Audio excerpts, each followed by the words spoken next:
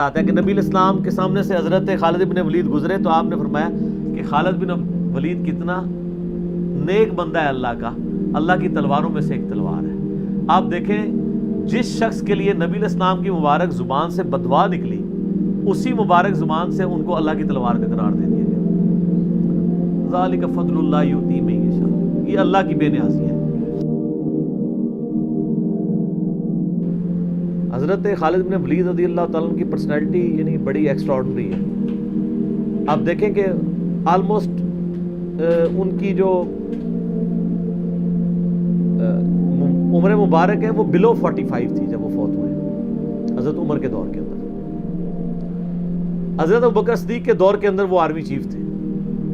وہ سر عمر سیریز پھر دیکھیں تو آپ کو پتہ چلے، انہوں نے ایک ایک چیز فلمائی ہے۔ مسیلمہ کذاب کے خلاف قتال میں کون لیڈ کر رہا تھا؟ خالد بن ولید۔ جتنے عرب کے قبائل مرتد ہوئے ہیں ان کے خلاف حضرت خالد بن ولید کو بھیجا، اور اس کے بعد پرشین امپائر کا جب جہاد شروع ہوا ہے تو شروع کی ساری مہمات میں حضرت خالد بن ولید تھے۔ تو کرتے کرتے اس دوران کچھ واقعات رپورٹ ہوتے تھے ایسے، حضرت ابوبکر صدیق سے حضرت عمر مخالفت کرتے تھے۔ وہ کہتے تھے یہ اپنی طرف سے کچھ ڈیسیژن کر لیتا ہے، اس کو چاہیے کہ امیر کی اطاعت کرے۔ تو حضرت ابوبکر صدیق کہتے تھے کہ اگر وہ میرے حکم کا انتظار کرے گا تو 1 مہینہ تو خط پہنچنے میں لگے گا، ایک جانے میں، اس وقت تک اس کے ہاتھ سے موقع ہی نکل جائے۔ تو میں نے اسے اختیار دیا ہوا ہے، کوئی موبائل فون یا کوئی اس وقت واٹس ایپ تو ہے نہیں تھا۔ لیکن حضرت عمر ذرا ڈسپلن کے بہت سخت تھے۔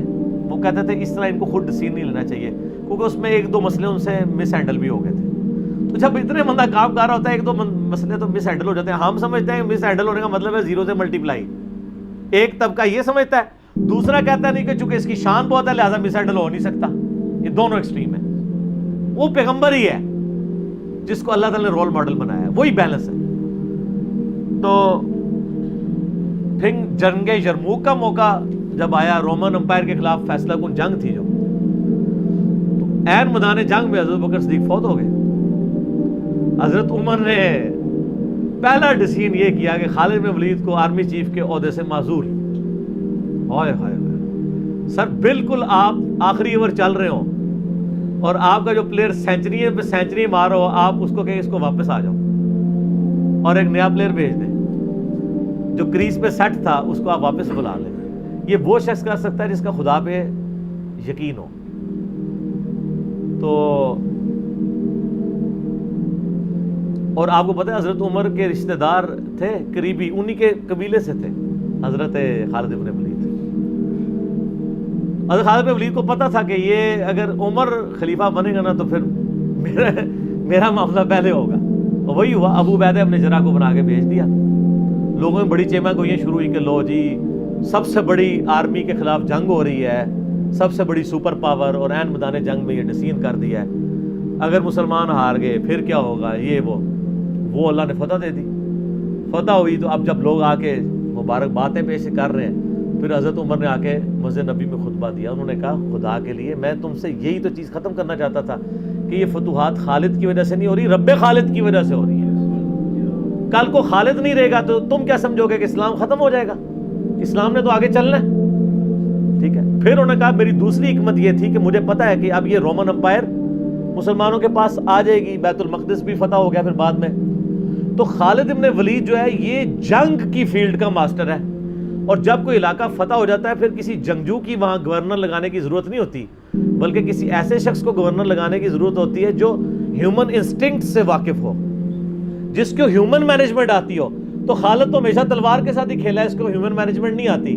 تو میں نے اس شخص کا انتخاب کیا ہے جس کو سب سے زیادہ رسول اللہ صلی اللہ علیہ وسلم کی صحبت کا شرف حاصل ہے۔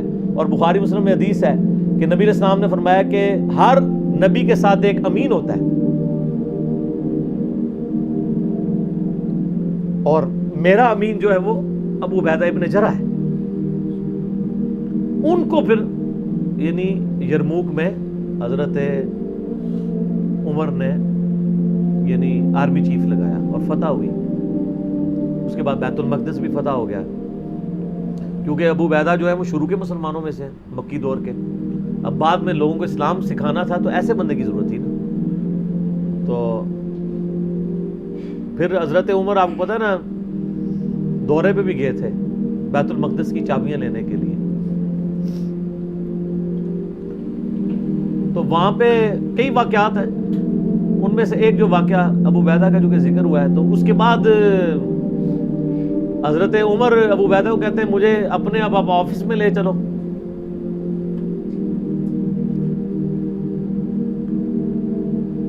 دنیا کی سب سے بڑی سپر پاور فتح کی ہو جس بندے نے, آپ سمجھیں کہ ایک بندے نے امریکہ فتح کیا ہے, کسی جنرل نے, واشنگٹن ڈی سی میں اس کا آفس تو ہونا چاہیے نا.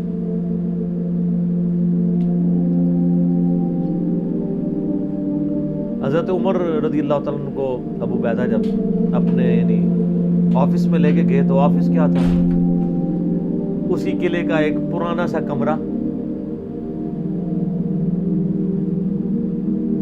جس کے ایک کونے کے اوپر مصلی بچھا ہوا ہے, ایک وضو کی جگہ ہے, لوٹا پڑا ہوا ہے. یہ کل کائنات ہے اس آفس کی جو سب سے بڑی سپر پاور کو جس بندے نے گرایا, ابو عبیدہ ابن جراح نے. حضرت عمر رضی اللہ تعالیٰ عنہ کی آنکھوں میں آنسو آ گئے. انہوں نے فرمایا کہ دنیا نے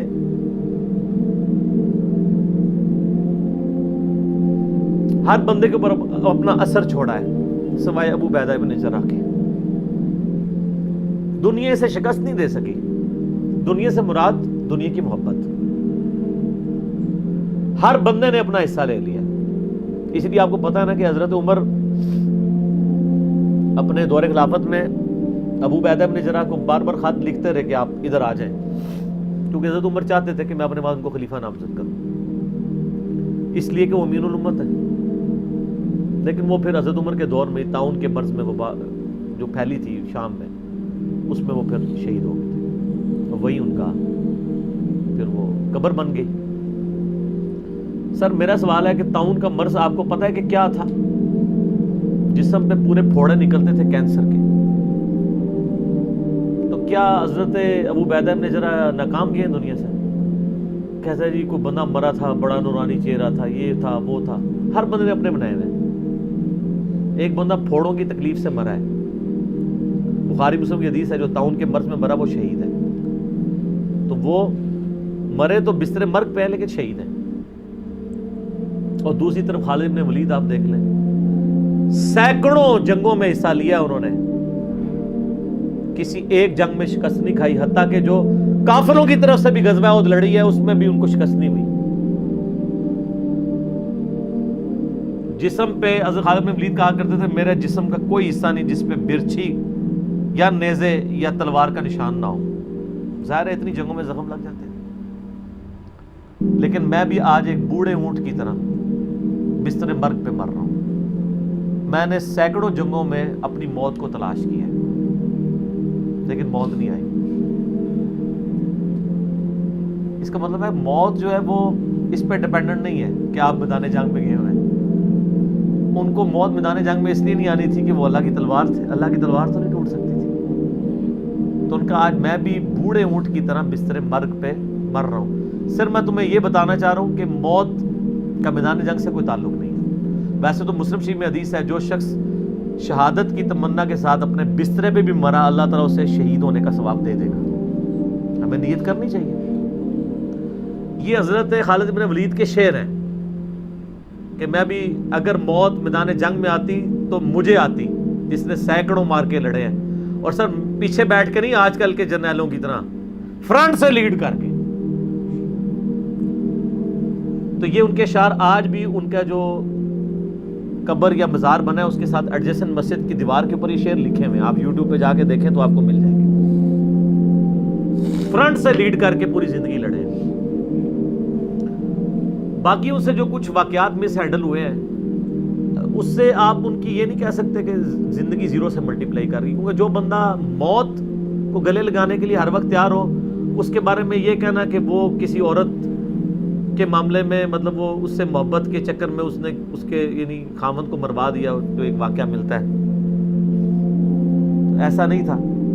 کیونکہ حضرت عبداللہ بن عمر اور عمار بن یاسر آپ کو پتہ ہے یہ رپورٹر تھے حضرت ابو بکر کے. غزوہ جب وہ جنگ یمامہ کے بعد واپس آئے نا انہوں نے آگے رپورٹنگ کی, انہوں نے پوچھا ہاں بتاؤ اتنے مار کے لڑے, کیا ہوا کیا ہوا؟ تو عمار بن یاسر نے کہا کہ اللہ کی قسم آپس جنگ یمامہ تو جیتی حضرت خالد بن ولید کی وجہ سے, پہلے تو پسپائی ہو گئی تھی, 700 وفات شہید ہو گئے تھے, حضرت خالد بن ولید اکیلے آگے چلے گئے تھے جسے روپ پڑا تھا. تو انہوں نے کہا کہ اے امیر المومنین, خالد ہم میں سے اگر کوئی شہید ہوتا سب سے پہلے خالد ہوتا, یہ ہر جنگ میں سب سے پہلے آگے جا کے لڑتے تھے, اور اگر کوئی سب سے پہلے دشمنوں کے تیروں اور نیزوں کا شکار ہوتا تو خالد بن ولید ہوتا. تو جب جس بندے کی زندگی کی کمٹمنٹ کا لیول یہ ہو نا, اس کے لیے عورتوں کا شگف کوئی شگف نہیں ہوتا. جب بندہ جان ہتھیلی پہ رکھ کے جا رہا ہو, سر یہ ہماری سچویشن نہیں ہے, تو وہ آپ کسی بندے کی اجتہادی خطا یا کہیں پہ کوئی اس کا مسئلہ وہ ایک علیحدہ بات ہے.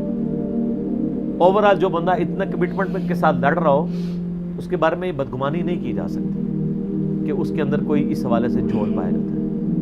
بل خالد بن ولید رضی اللہ تعالیٰ عنہ مسلمانوں کے ہیرو ہیں.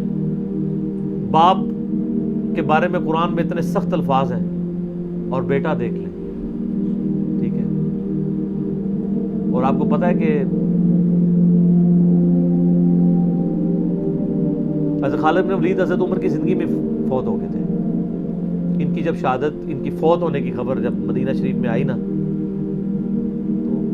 تو کچھ عورتوں نے واویلا کرنا شروع کر دیا.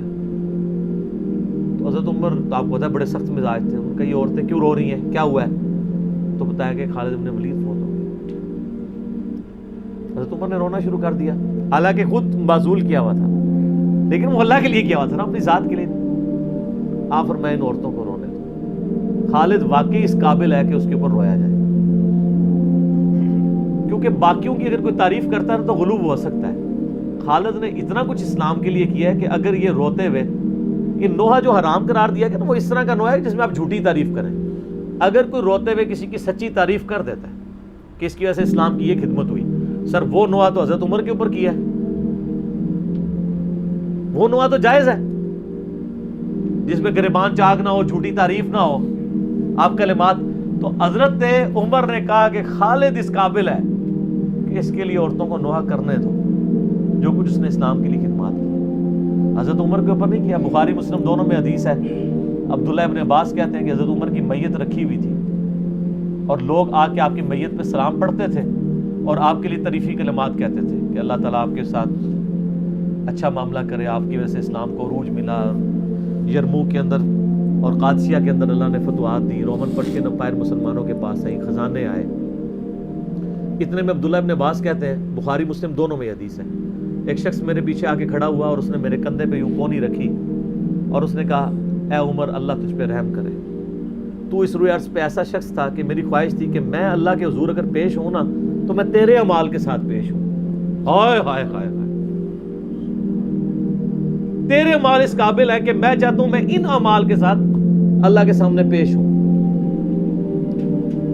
اور میں نے رسول اللہ سے بارہ سنا تھا, میں ابو بکر اور عمر نے یہ کیا, میں ابو بکر اور عمر فلاں جگہ گئے, میں ابو بکر اور عمر داخل ہوئے, میں ابو بکر اور عمر نکلے. مجھے امید تھی کہ تم اپنے دو ساتھیوں سے جا ملو گے. کس کے ساتھ؟ رسول اللہ اور ابو بکر صلی اللہ علیہ وآلہ وسلم رضی اللہ تعالیٰ. تو ابن عباس کہتے ہیں کہ میں نے جب یوں مڑ کے دیکھا تو حضرت علی بن ابی طالب تھے جو یہ تعریفی کلمات حضرت عمر کی میت پہ کہہ رہے تھے. سر مولا علی کسی کے لیے تعریفی کلمات کے اور اس لیول کے کہ میں تیرے اعمال کے ساتھ اللہ کے حضور پیش ہونا چاہتا ہوں, اس کو اور کسی سرٹیفکیٹ کی ضرورت نہیں ہے, جس کی خود فضیلت میں اتنا کچھ ہے. اور آپ دیکھیں کس طرح اب یہ سارے تعریفی کلمات میت پہ ہی کہے جا رہے تھے نا, اس طرح کے وہ ان کے لائق تھا کہ ان کے لیے لوگ یہ تعریفی کلمات پڑھتے. واقعی انہوں نے اسلام کو کنٹریبیوٹ کیا. یہاں تو جن لوگوں نے اسلام کا جنازہ نکالا ہے, بدعقیدگیاں پھیلائی ہیں, لوگ ان کی کہتے ہیں بڑی خدمات ہیں. پھر میں بار بار پوچھتا ہوں کیا خدمات ہیں؟ کس صوفی بزرگ نے جو ہے وہ بخاری کا ترجمہ کر دیا ہے اپنی مدر ٹنگ کے اندر, کس نے قرآن کا ترجمہ کر دیا, پھر کہتے ہیں خدمات ہیں. خدمات جن لوگوں کی ہیں وہ نظر آ رہی ہیں. آج تک لوگ ان کا نام لیتے ہیں تو رضی اللہ تعالیٰ عنہ کہتے ہیں, ان کے لیے دعائیں مانگتے ہیں, ان کی زندگی میں بھی, ان کی وفات کے بعد بھی قیامت تک.